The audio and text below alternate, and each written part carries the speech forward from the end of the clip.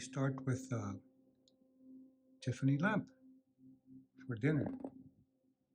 And moving on now. There's Mr. Wendell. He guards the house. So tonight, what we're having for dinner is simple sardines. They're King Oscar, which are the best.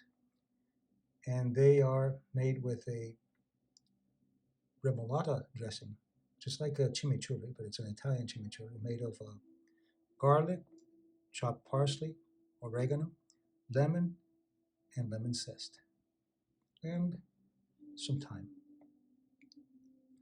Here we have another version of the Mario avocado pate. So first, you chop watercress, put some olive oil, a little bit of garlic, white balsamic vinegar. You mix it, and then you mash it with the avocado until the avocado is a paste and becomes a pate. And then it's sprinkled with roasted pine nuts.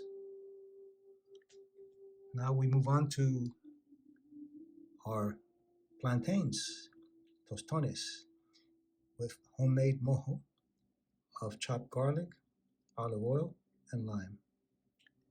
Here, Verrano, one of my favorite Albariño wines. It's a grape from northern Spain, from Galicia. And tonight, for those of you who are here for dinner, and you're very fortunate, we're going to be talking about how cultures teach us false humility, which actually is very paradoxical because you're taught to excel, to do well, to look your best, and then when someone recognizes it, you're supposed to minimize it or deny it. So, I love your hair. Oh, that's because you haven't seen it in the morning. What a nice smile. You can thank my dentist for that. Oh, I love your jacket. Oh, I bought it at a secondhand store.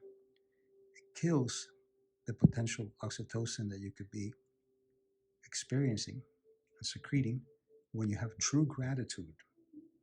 If you say things that minimize, nothing happens. You lose an opportunity from some real good antioxidants and heart enhancers and all kinds of good psychoneuroimmunology. So start with, when someone compliments you, start with thank you. Then you move on to the next level, which would be, oh, thank you for noticing. And my level, which I want you to start practicing when you reduce some of the anxiety, you say, oh, thank you for your good taste. So we'll be discussing that tonight. And welcome for dinner. And as usual, bon appetit.